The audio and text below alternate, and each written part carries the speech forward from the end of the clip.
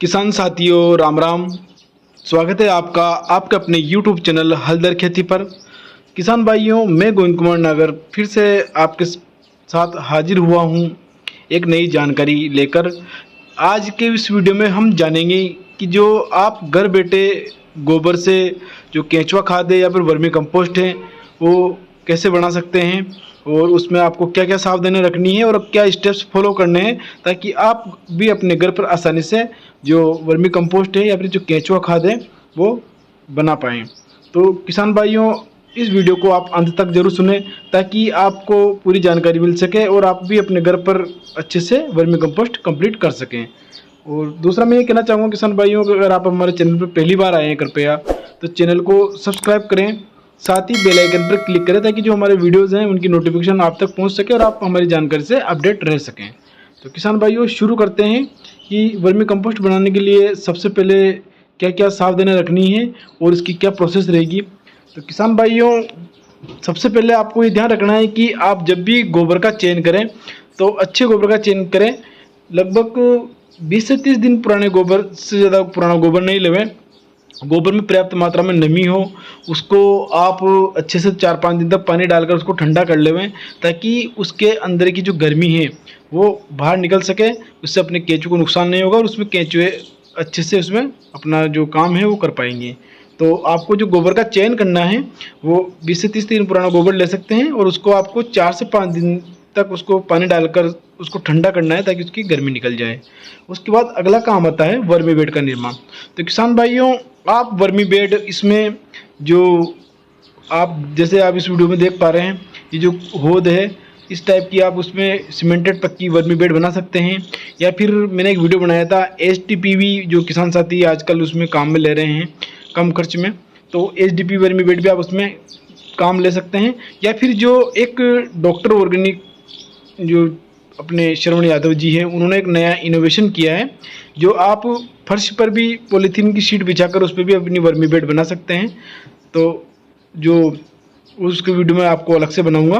तो जैसा कि आप ये देख पा रहे हैं, इन्होंने ईंट से जो वर्मी बेड बनाई हुई है और उसमें ये कंपोस्ट जो गोबर का है वो डाल रखे हैं।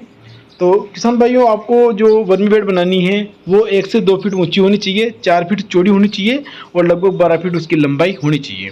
ये आपकी जो साइज़ है वर्मी बेड की आपको ये रखनी है। जो साइज़ है 2 फीट ऊंची, 4 फीट चौड़ी और 12 फीट लंबी, इसके लिए आपको जो कल्चर की ज़रूरत पड़ेगी, वर्मी कल्चर 3 से 4 किलो केंचुए जो वर्मी कल्चर है वो आपको इसमें लगभग उसकी ज़रूरत पड़ेगी।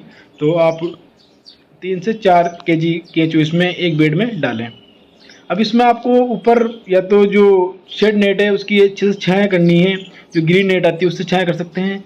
या फिर जो वर्मी बेड है इसके ऊपर जो जूट या गनी बैग आते हैं उनको अच्छे से पानी में भिगोकर उसके बाद उसके ऊपर डाल देवें ताकि वो बराबर उसमें अच्छे से नमी बनी रहे। तो ये आपको उसमें ऊपर गनी बैग से या फिर उसको ढकना है और ऊपर छायादार स्थान पे रखना है ताकि केंचुए उसमें नुकसान ना पहुँचे। जब आप उसमें कल्चर का सिलेक्शन करें तो कल्चर जो केंचुए हैं वो आइसिनाफोइडिडा किस्म के ही लेने हैं, क्योंकि ये जो केंचुए हैं ये ठंडी जगह पसंद करते हैं और जो ये गोबर लगभग 90% गोबर खाकर ये जो उसको कंपोस्ट में कन्वर्ट करते हैं। तो आपको आइसिनाफोइडिडा किस्म के ही केंचुए इसमें लेने हैं। साथियों, जब अपन उसको ढकेंगे तो आपको उसको गनी बैग से ही ढकना है, किसी फसल अवशेष से नहीं ढकना है, क्योंकि फसल अवशेष क्या होता है कि जब भी सूर्य की किरणें पड़ेगी, सनलाइट पड़ेगी तो उसमें ये सड़ गल जाती है और वापस कंपोस्ट मिल जाती है, उसकी क्वालिटी ख़राब करती है। तो आपको उसमें गनी बैग ही काम में लेने हैं। उसके बाद में 2 महीने तक आपको जो आपका कंपोस्ट पिट है उसमें नमी पर्याप्त मात्रा में बनाए रखनी है। अगर गर्मी का दिन है तो आपको सुबह शाम उसमें पानी का छिड़काव करना है ताकि वो उसमें नमी बनी रहे। और सर्दी में 2 दिन तक आप 1-2 दिन बाद में उसमें पानी डाल सकते हैं। साथियों, अब आपको पता कैसे चलेगा कि आपका वर्मी कंपोस्ट कंप्लीट हो गया है? तो जब आपका 60 दिन हो जाए तो 60 दिन के बाद में आपका जो कंपोस्ट है वो चाय की पत्ती की तरह बिल्कुल काला दिखने लग जाएगा और उसमें जो लगभग है जो 1 से 1.5 फीट गहराई तक वो काला काला ब्लैक ब्लैक सा वो चाय की पत्ती की तरह हो जाएगा। तो ये आपका लगभग वर्मी कंपोस्ट कंप्लीट हो चुका है। अब इसको आपको वर्मी कंपोस्ट को अलग कैसे करना है कल्चर से उसमें से, तो 60 दिन बाद आप उसमें जो है क्या है कि जो अर्थवर्म रेक आती है, उस रेक या फिर जो हाथ हैं उसकी सहायता से उसमें आप उसको घुमाएंगे वहाँ पे उस बेड में, तो जो केंचुए हैं वो 5 दिन बाद ऑटोमेटिकली बिल्कुल नीचे चले जाते हैं, क्योंकि इसमें एरिएशन हो जाता है, तो केंचुए ऊपर रहते हैं वो नीचे पहुँच जाते हैं। दूसरा, इसमें आपको पानी डालना बंद करना है। तब आप इसमें पानी डालना बंद कर देंगे तो केंचुए ऑटोमेटिकली जो जहाँ नमी रहेगी तो वो नीचे की साइड चले जाते हैं। या फिर आप इसमें और भी तरीका अपना सकते हैं। जो केंचुए अलग करने हैं, मान लो आपको कंपोस्ट अलग करनी है और अर्थ जो कल्चर है उसको अलग करना है, तो जैसे 2 बेड के बीच में आप कच्चा गोबर डाल सकते हैं, तो केंचुए वहाँ से जो कंपोस्ट कन्वर्ट हो चुकी है 60 दिन बाद, तो वो उस पकी हुई खाद में से ऑटोमेटिक कच्ची खाद की तरफ मूव करने लग जाते हैं, मतलब उस तरफ बढ़ने लग जाते हैं। या फिर ऐसा कर सकते हैं कि आप जो वर्मी बेड है उसमें बीच में अच्छा सा गड्ढा करके उसमें कच्चा गोबर का जो लड्डू बनाकर वो रख सकते हैं, तो सारे केंचुए उस जो कच्चा गोबर है उसमें आ जाएंगे। ये तरीका भी आप उसमें अपना सकते हैं। या फिर जो ढेर है, जो वर्मी कंपोस्ट है, उसको आप थोड़ा सा धूप में कर देंगे तो केंचुए ऑटोमेटिकली बिल्कुल नीचे नीचे सतह में चले जाएंगे और आप ऊपर ऊपर की उसको जो कंपोस्ट है उसको अलग कर सकते हैं। तो किसान साथियों, ये वो तरीके थे जिससे आप जो आपकी जो कंपोस्ट है और जो कल्चर है वो केंचुए हैं, वो इन तरीकों से अपनाकर आप उनको अलग कर सकते हैं। जब आप उनको केंचुए को अलग कर लेंगे तो जो आपका कल्चर है, आप जो नए वर्मी बेड तैयार कर रहे हैं उनमें उनको ट्रांसफ़र कर सकते हैं और आपका जो वर्मी बेड है, जो कंपोस्ट बनने की प्रक्रिया वापस शुरू हो जाएगी।